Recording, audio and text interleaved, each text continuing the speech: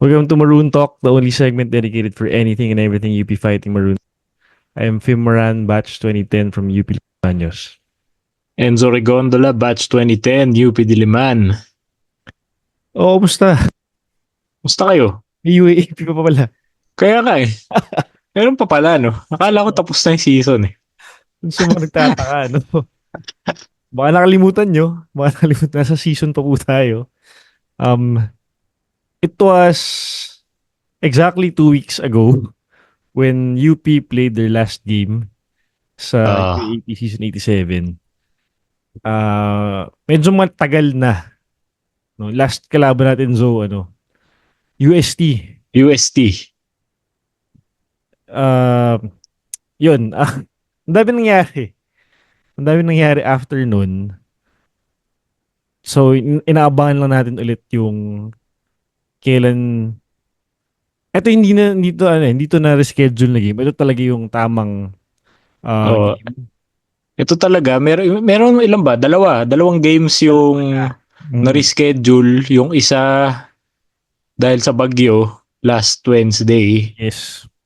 Yung isa, ano bang reason nun? Ba't na-reschedule yung last week? Last week ba yun? Last Sunday. Last week. Ito yung ito yung sa UST din dapat. So, the second game day dun sa UST na weekend. In that weekend. Pero apparently na reschedule sa November 3 yata. Oo. Against UE ba yun? UE yata. So yun. Yun yung ganap yan. So nagkaroon bigla ang UP ng 2-week break. Kahit ano sabihin natin, parang break yun sa kanila.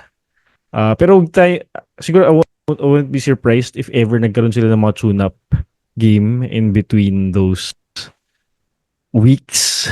Kasi Mhm. kumbaga nawala yung momentum mo eh. In season form.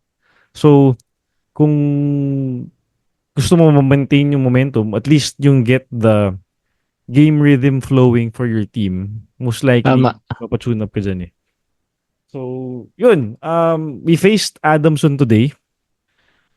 Final score was 70-59. Of course, getting our 8th win. UP Fighting Maroons getting their 8th win Yes, of UAP yes. Season 87. Ngayon tayo ay 8-1 in the standings with Lasal. Parang 2 games na ata ahead sila eh. Kasi medyo Oh, ano mabilis sila eh? schedule eh, no? 10-1 sila. Also, 11 games na sila. Tayo 9 pa lang. Tayo 9 pa lang. And sino ba yung pinakamarami? Sila ba? Parang sila yung pinakamaraming game eh, if I'm not mistaken. Medyo magulo. Medyo mag-schedule natin this season. Lalo na itong second round. So, baka umabot na naman ng Pasko to. Down the line. Malamang, Di ba? malamang. I mean, ilang game days na yung na ano eh, nawala eh. Na risked. So, posible. Or if ever, knock on wood siguro, na may dumating pang mga bagyo, huwag tayong magugulat kung may ma-reschedule pa lalo. So, yun. Yun ang Wag naman mangyayari sa sana. atin. Huwag naman sana. And hopefully, lahat tayo ay safe from the recent typhoons. Medyo magulo yun. Medyo malala yung nangyari last week. Mhm. So, hopefully the players, everyone in the UAP is safe, and of course the students, no. Okay, so let's try to break down this game, Zo. But more importantly, this is second round, so we swept Adamson as well already. An implication of this game, and if I'm not mistaken, we are Final Four bound already, getting our 8th win. Basing on the standings, nga, so you're locked in for at least the fourth spot as early as now for this season. Okay? So, let's try to break it down quarter by quarter. Since nakapag-notes ako dito sa game na to, uh, per quarter man lang. Okay. So, first quarter, merong early on in the game, ang daming turnover for both teams. for both teams at that. Okay? So medyo shaky yung naging start for both teams. Hindi ko alam kung dahil sa good defense ba yun or kalat. Ano napansin mo, so? Kalat ba yung both teams early on? Parang ako, oo eh. Yun yung tingin ko eh. Medyo kalat. Mhm. Parang, ewan ko, ba kinakalawang sila? Kaya, pwede. Pwede. Pwede, di ba? Oo. So, yun. Especially UP. Mhm. Kasi yung Adamson, naka 10 games na sila eh. So, mas ano sa atin na baka kinakalawang talaga. So, yun, I mean, kaba, excitement, Gigil, kalawang, gigil kasama na yung gigil gigil yun, dyan. gigil. Nung simula, siguro ganun. Mhm. Correct. Kasi even yung, hindi ko na nakuha yung stats pero field goal shooting, masama din. Ang daming mintis na, ang daming attempt and ang daming ring mintis. But if you look at this, at the end of the first quarter, uh, Adamson led 20-17. So, I think, if I'm not mistaken, yung UP only had around 5 points with 5 minutes remaining. Parang ganun. Nagkaroon ng ganung stretch, if I'm not mistaken. And what made things worse was that there were two fouls already on QMB in the first quarter pa lang. So, yung pala, with that in itself, yung rhythm lalo ng first five at that, mas lalo nagulo. We started off with JD back in the starting lineup, Jerry, Jacob Baila, Mark Belmonte.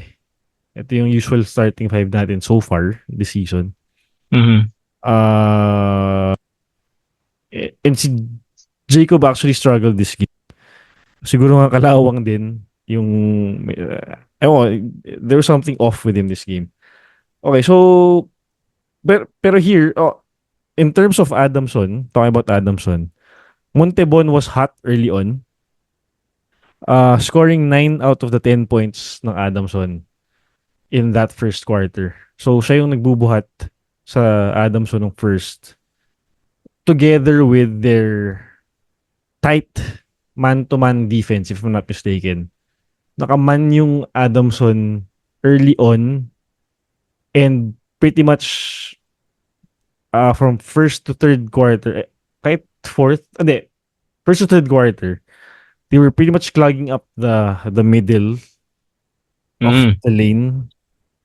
So, hirap yung UP the whole game actually. Most of the game. And ano nga, hirap yung UP makashoot. Hirap yung UP makagalaw ng bola. Which stopped us to one possession or one shot per possession most of the game before things finally turned around no fourth. So that's the first quarter. And what's good here, we saw Gani Stevens getting the scoring load early on in the first quarter. So he was pretty Oo, much tama. our our leading scorer together with Terence early on in the first half. Ang isa pa napansin ko kay Gani, free throw shooting. Free throw shooting in the first quarter, parang he made four already or three. So, buti nag-practice si Gani ng kanyang free throw shooting, which has been terrible the whole season. We cannot deny. Oo, Okay. yeah. Happy to see that type of contribution from Gani Stevens tonight. Okay. Good job, Gani. Yes. Yan ang dapat tinutularan ng mga players natin. Yung ganyang production. So, medyo awkward pa rin yung bitaw niya eh, no? Pero buti yung result nandun. Yun naman yung Oh, mahalaga. yun yung mahalaga. Parang sa golf, 'di ba, may kasabihan, there's no pictures in the scorecard. Yan. Yun, So, yun. doesn't matter kung paano mo makuha yan. Para kasi Sean Marion mag-free throw, para kasi Rick Barry mag-free throw, okay lang yan. Basta sumushoot. Basta sumushoot. Yun. Yep, yep. Right. Oh, so that's the first quarter. Okay. We were down by 3 at the end of the first quarter. Heading into the second, continuous pa rin yung man defense ng Adamson. As I discussed earlier. Also, we were giving up too many offensive rebounds to Adamson. Napansin mo ba yun, Zoe? Parang ang dami nilang second chance attempts. Attempts, Attempts. oo. Oo. Buti Oh, na lang. parang ano eh, parang ewan ko kinukulang ba sa effort yung team Oh. o again parang good bounces lang for Adamson or both. Pero yun nga, hindi natin nakuha yung hindi natin na-finish yung defense natin. Mhm. Kasi nga hindi natin makuha yung rebound eh. One, kasi si QMB nga is in foul trouble. So, if I'm not mistaken, hindi na siya binalik no first half. Once he Hindi picked na. up those two fouls early on. So, it was Sean Alter, Dikachi, si Gani din ata. Oo, nung second quarter. So, I would say effort yun. Kulang sa effort. Kulang sa pag-box out. I mean, again, as we've been discussing, defense is all about, rebounding is all about heart, hustle. Mhm. So, talagang laps yun on their end. And with that, Adamson kept the game close with those offensive rebounds and additional attempts, no? What made things worse as well here, si Francis naman ang nagkaroon ng two fouls nitong second quarter. I think may isang offensive yun, tas may isa pa siyang defensive foul. And with that, parang hindi rin nakuha ni Francis yung groove niya this whole game. Finishing with only 4 points, I think. And pero in a way, what's good here in this second quarter was that we were getting a rhythm on offense going already. Kasi at the end of the second quarter, we outscored you Adamson 38-31. Ade, sorry. Final score at the half was 38-31. So we were up already. Tama ba ako? Tama ba pinagsasabi ko? Yes, oo. Tama, tama. We outscored Adamson 21-11 itong second quarter. So yun, may Parang tayo. parang nag-run yung UP niyan towards the end Padulo. nung second eh, di ba? Yes. Ng second, mga last 5 minutes siguro ng second. And actually makikita mo na doon na parang yung pace ng play bumibilis in our favor. Kasi nga nakakuha tayong turnovers nun. We were forcing turnovers, naka-fast break tayo. Kaya nag 21-11 yan. Pero ang nakita ko, no second quarter, pati nung first, yun nga, yung maraming turnovers na minsan parang gusto lang natin na highlight play eh. No, yun. Ang daming ilang beses yun na parang off rebound, long rebound. Biglang maglo-long pass Outlet to the na front court, mag-outlet na gulo. mahaba talaga, long pass talaga. Na hindi naman wide open. Oo. Alam mo yun? Merong dalawang Adamson defenders na nakaabang doon. Turnover. I mean, what do you expect? Mhm. Hindi naman siya hindi siya breakaway eh. Mhm. Na ilang beses nangyari yun na very easily avoidable yun eh. Hindi mo kailangan yun eh at that time. And at any point, parang why? Yun. So okay, Yung nakita ko nun. we can say we were making stops kahit pa paano, but then again, itatapon ng ganun. So parang wala din, di ba? Sayang eh. Oo, sayang. Nakuha mo na yung bola, papamigay mo rin. To Wala add to that, nangyari.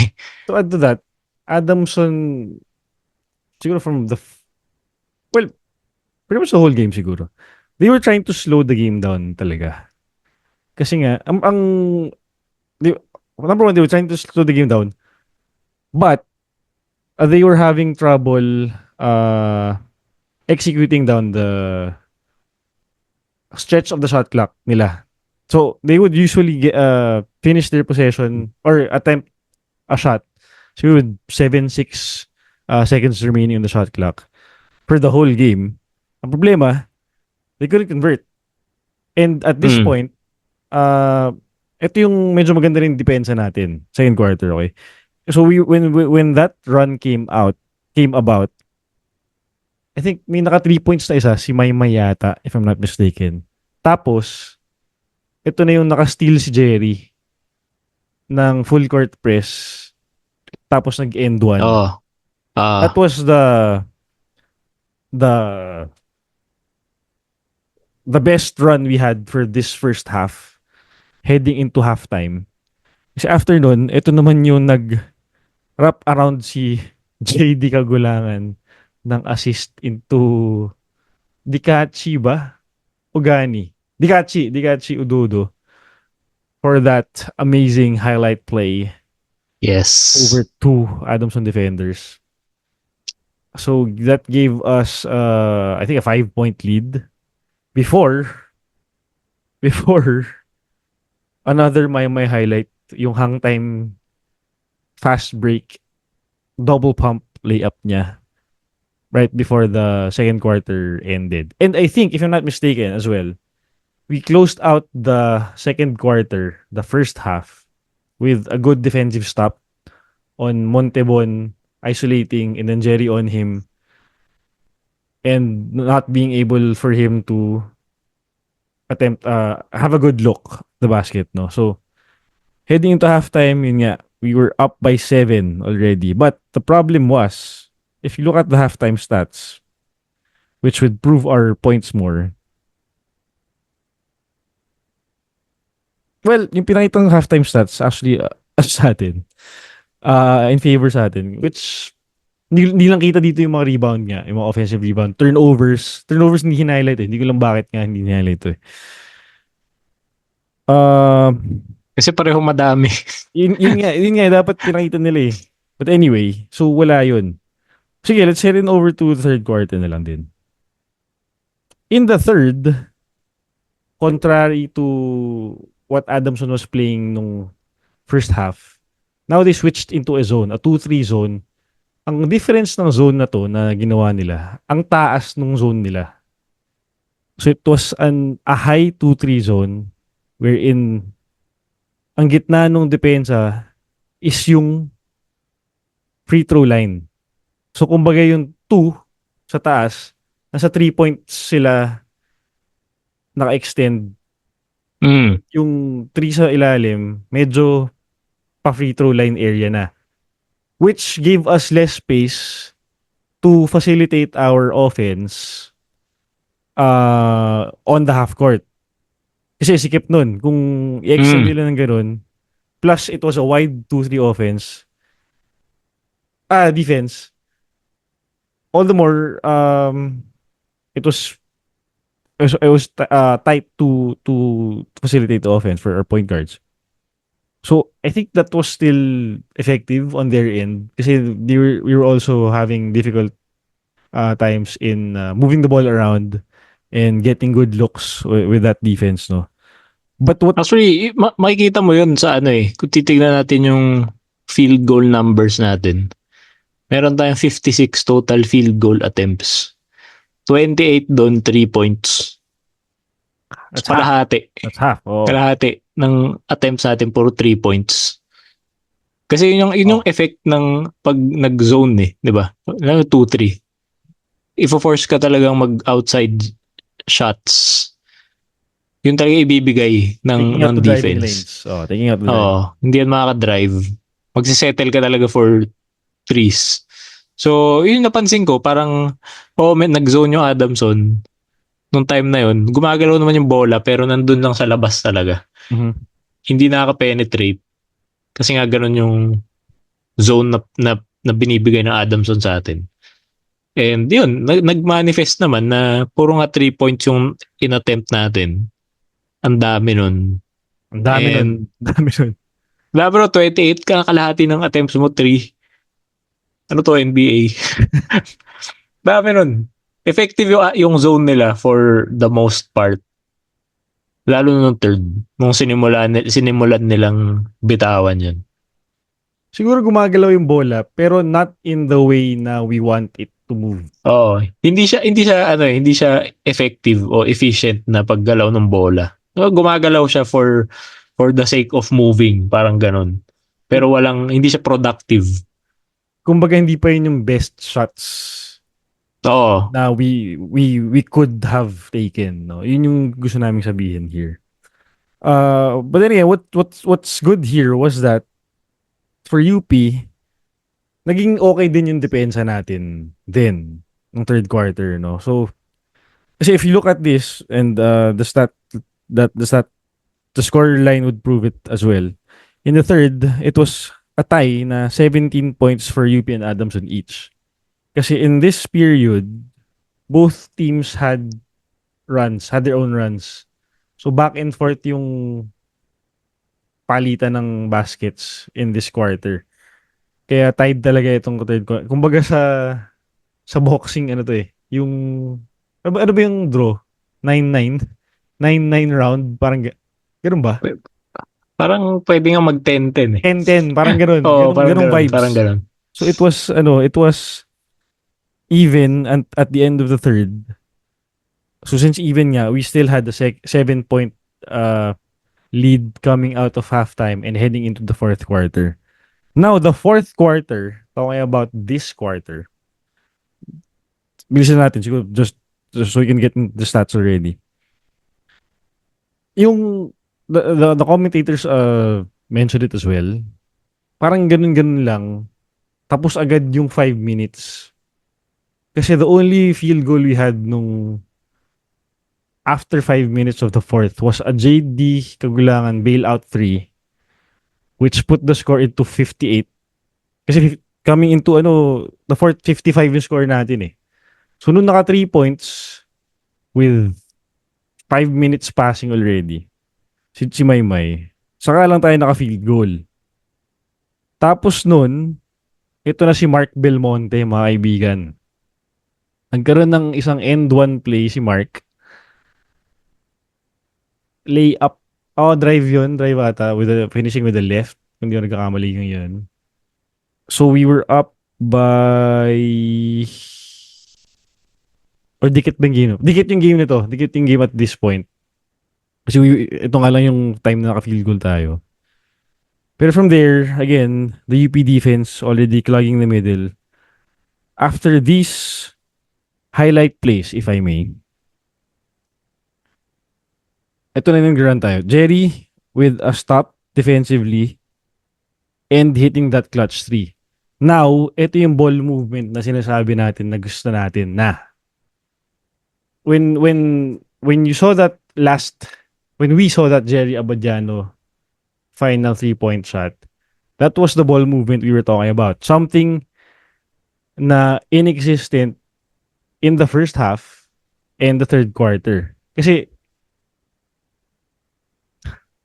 hindi ko sabihin. Pero, kayang ganun yung yung flow nung offense natin.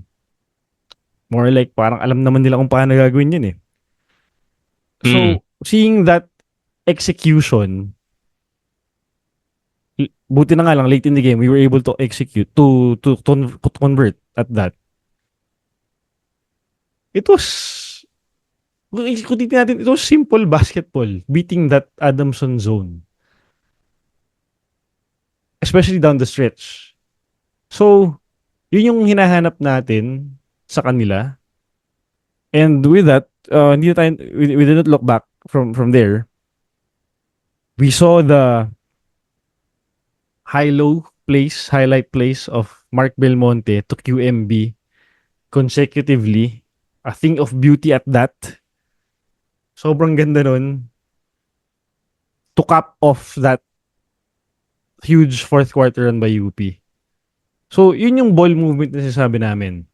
Swinging the ball from the weak side to the strong side and vice versa. Making the defense move ng Adamson to get that perfect shot attempt na we've been looking for. And once we got that going, buti na nga lang it came at the right time and we were able to get a convincing win now compared to how we beat Adamson in the first round. So yeah, I would say this result is still a convincing win on our end, considering that the 2 week layoff we had. So, we have 5 games left. Sa akin, okay na parang momentum builder to ulit to close out the second round with those 5 remaining games. No? So, yeah, overall, it was a good game for me versus Adamson. So, how about you? Oh, ang importante kasi mapakita mo kung sino kay. Mapakita ng team kung sino sila at the crucial part of the game, which is dito yung fourth quarter. Kasi close game siya throughout eh. Yep. From the start, close siya. Yung nga, until we pulled away in the fourth, which was when we parang figured out how to act, how to counteract the Adamson defense. And sakto lang, sakto yung pag-peak natin dun sa game na to. Buti na lang. Similar, 'di ba? Buti na lang. Similar dun sa last game natin against UST na Oo. nung dulo din eh. Nung dulo din, na fourth quarter din tayo parang nagising, napakita natin na okay, ito ang UP Fighting Maroons basketball na alam natin. Doon siya doon natin siya pinakita, and okay siya. I mean, syempre sana earlier lumabas 'yun. Hmm. 'Di ba? Pero magaling din yung Adamson Yes. despite their 3-7 record now. They're a pretty solid team. And to be able to pull that off in the fourth quarter, to still win by double digits, kahit na yung run natin parang 5 minutes basically. Convincing na yun para sa akin. Mhm. And yung score ng fourth quarter? 15-11. Yep. Pero nanalo tayo by 11 points. I mean, okay na rin eh. Okay na rin. Defensively, we were there. Kaya nga hindi sila ilan na force natin turnovers? 28. 28. 28 turnovers yung Adamson. Sobrang dami nun. Diba? So Season high kahit daw na, yun eh. Team high. kahit na naka-20 tayo, diba? We were still 8 turnovers better than them. Diba? Tingnan natin in that perspective. That's testament to our defense. Na alam naman natin kung gaano kaganda yung defense talaga natin. That would help us win games. Kasi pag nahirapan tayo sa offense, hindi man tayo makascore, then wag din nating paskorin yung kalaban natin. Mhm. At the end of the day, mas may firepower yung team natin eh. So, dahil mas may firepower tayo, parang alam natin na at any time pwede mabuhay yun, di ba? Mag-spark yun. Pero yung defense, kontrolado talaga natin yun. Basta wag sila makascore, masaya na tayo dun dapat. Yes. Kasi, yun nga, the whole game was close. And dun delikado yung Adamson eh, di ba? Kapag dikit yung laban, kaya nilang, y- again, they won over a buzzer beater with not even a second left in the game clock this season. So, that proves na they are capable of winning that type of game. So, and talk about turnovers, yun nga, 28 turnovers for Adamson, the highest this season by any team. 20 turnovers for UP, also a high number. But if you look at that in a different perspective, ganun karami yung possessions na nangyari this game. We were able, again, mention nga ni Enzo, we were able to attempt 56 field goal attempts. Adamson, 57 din. So parang the whole game, there was around, give or take, 100 possessions for both teams. Mm-hmm. And if you look at the turnovers, 48, sabihin natin kalahati of those possessions, tinapon ng May both turnover. teams. Tinapon ng both teams. Ang maganda na lang para sa atin doon was that mas marami yung tinapon ng kalaban natin compared to ours. Even if we say na both maraming tinapon, but those those eight turnovers na difference, hindi rin biro yun talaga. That's a lot of scoring opportunities given away. Oo. In terms of assists, in a way, okay pa rin tayo sa assist to turnovers. We have 19 assists compared to our 20 turnovers. They only had 14 assists compared to their 28 turnovers. And mind this, 6 turnovers for Montebon as their starting point guard. That is big. That is a big no-no for them. Siguro that's why they struggle in this game as well. May isa pa dito, may 5 turnovers for Adamson eh. Si Alexander Si Alexander. playing 15 minutes, throwing 5 turnovers. That's like the worst you could do as a player. And considering na minsan na nga lang natin siya makita, is ganun pa yung ano, I don't know. You can't be happy with that, Adamson. Okay, talking about our scorers, top scorers for this game again. JD, kagulangan, 17 points. 5 turnovers din. 5 turnovers din kay Maymayo. 3 rebounds, 1 assist. Okay. So, isa lang pala assist niya. Yung highlight play. So yung dalawang point guard sa game na to, 1 assist, 5 turnovers, saka 1 assist, 6 turnovers. Yung Si magkalaban na point Montebon, guard. Yung saka magkalaban. si JD. Sige, ano talaga, patas talaga yung laban eh. Match na match. Match na match Match eh. na match. Ito, look at it. Oh, sige. Gani Stevens, again, as you mentioned earlier, Gani Stevens with his, I would say, career high as a UP Fighting Maroon. 10 points, 4 rebounds, 1 turnover. He was 4 out of 5 from the free throw line. Amazing, amazing, Gani. Keep it up, man. We need this production from you. Up next, Terence Fortea with the highest plus minus as well for our team today. 9 points, 4 rebounds, 5 assists for Terence Fortea. Pero may 3 turnovers din dyan. But then, we'll take those 5 assists from Terence any day, man. Oo naman. Di ba? Kung hindi umano si Maymay, si Janjan, may Terence Fortea pa tayo na pwede mag-create. Even Jerry Abadiano as Yep. well. Ang ano lang dito, puzzling, merong isang 2-point field goal si Terence Fortea this game. Uy, So, ba't may ganun? medyo uncalled for. But May ganun. apparently, hindi pala. Akala ko he was perfect. He was 3 of 9 from the field. So medyo ano. But then, it's Terence. We'll take that any day. Ano naman Now, yun eh? Parang shots naman niya yung nakukuha niya eh. Hindi na sumusut. Pero good looks yun. good looks for him. Saka parang wala namang bad shot yata. Parang it's Wala. in Coach Gold's eyes. Walang ganun. Hindi, kahit objectively kanina, wala naman siyang bad shot na mapapakamot ka ng ulo eh. Ano Diba? ba? Wala naman. Wala naman. Oh, okay naman yung mga attempt niya. Okay. Again, Mark the Spark Belmonte Let's go. finishing with 9 points. 3 ba to? 3 assists. Dalawa kay dalawang kay QMB eh. Tapos may isa pa pala. 1 rebound, 3 turnovers din. Mark, good job.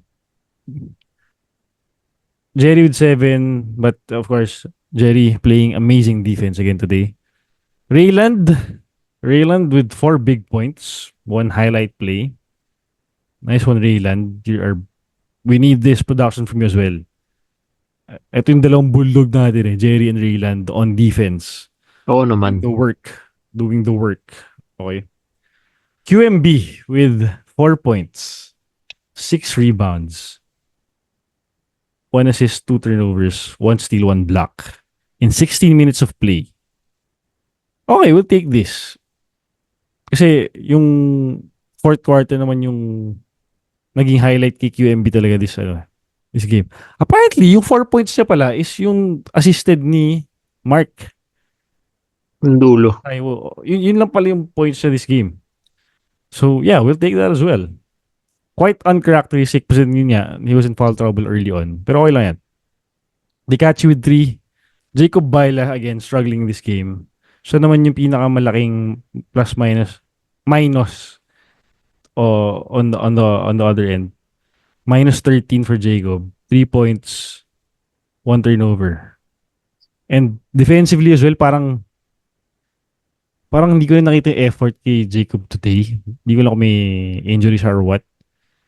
Hindi nga pala laro today. Harold, apparently injured. Si Denzel and kasi hindi na nakita isa pa.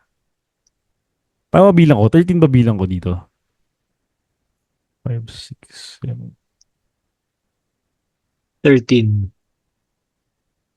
Sino isa pa? Si Chico. Si Chico hindi naglaro. Chico. Pinasok. Okay. JJF. Janjan Felicilda with 2.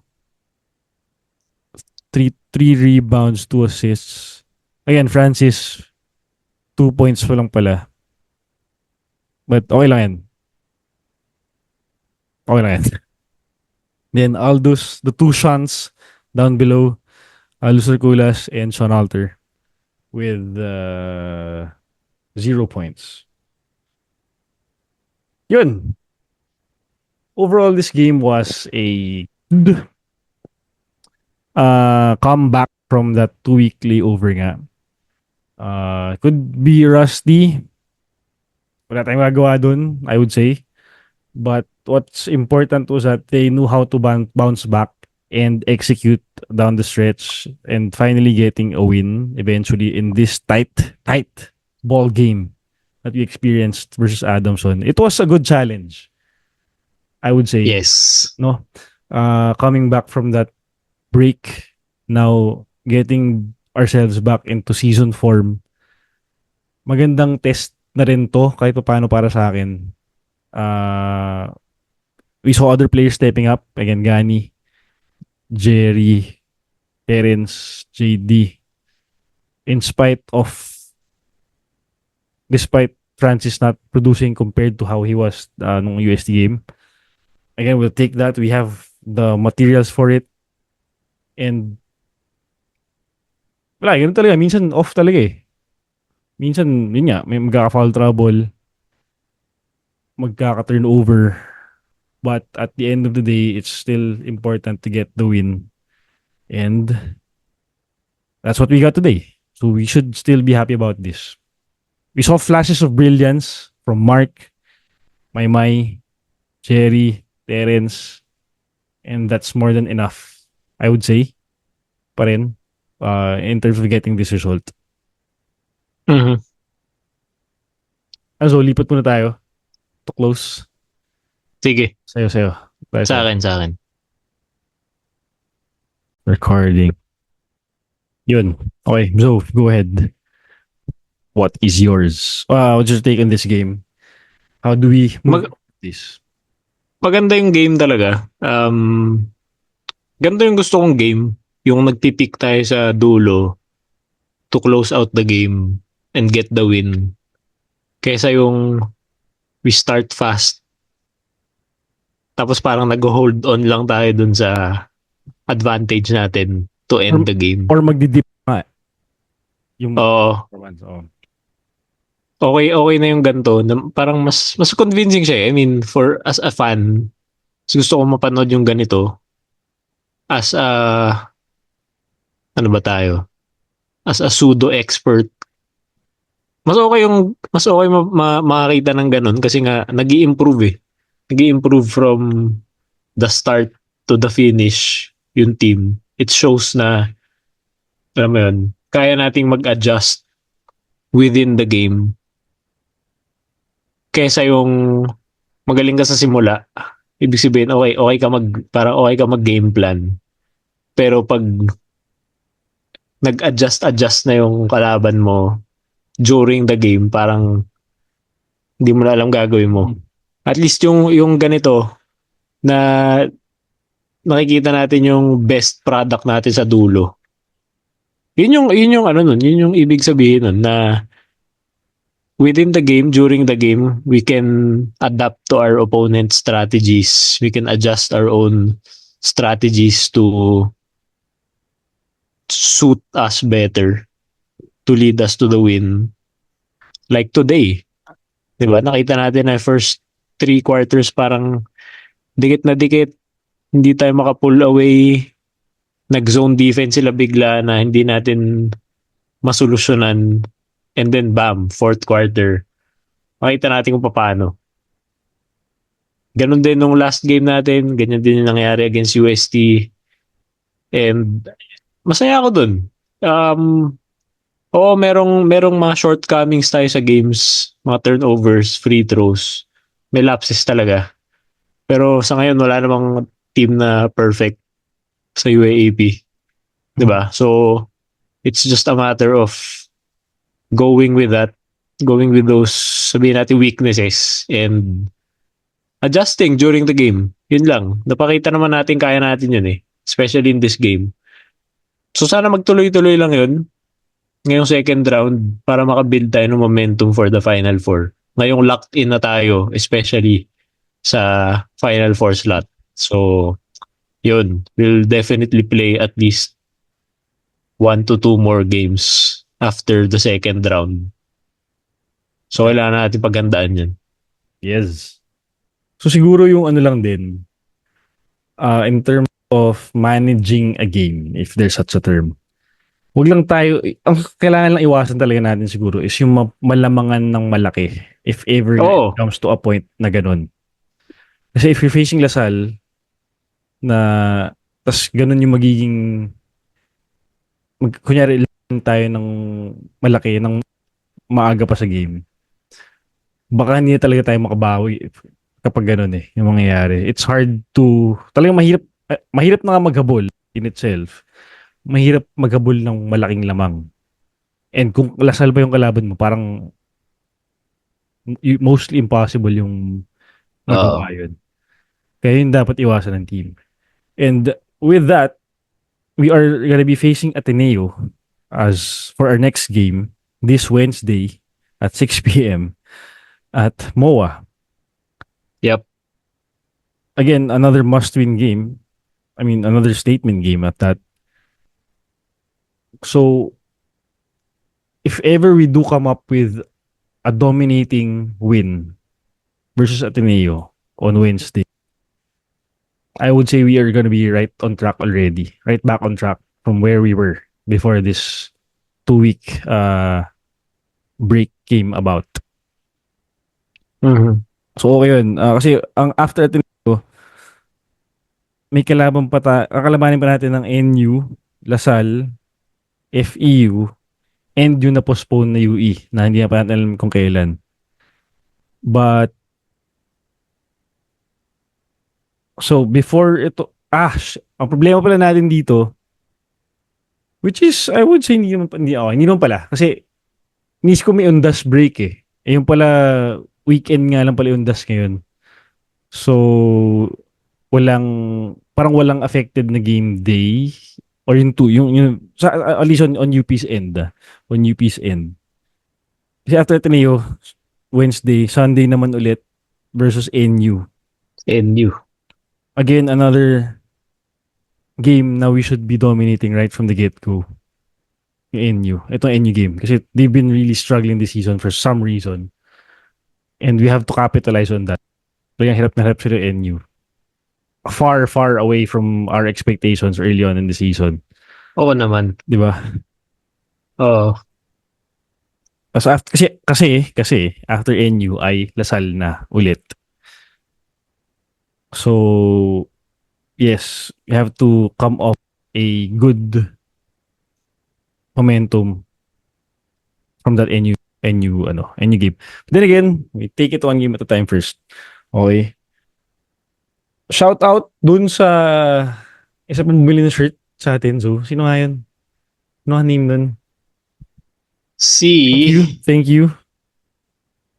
Nasa na yun? Si Miss Paula May Santos. Hey, shout out to you po. Tsaka, may isa pang bumili rin si Elwin Yagaya, isang comedian. Oy! Taga UP din. Thank you.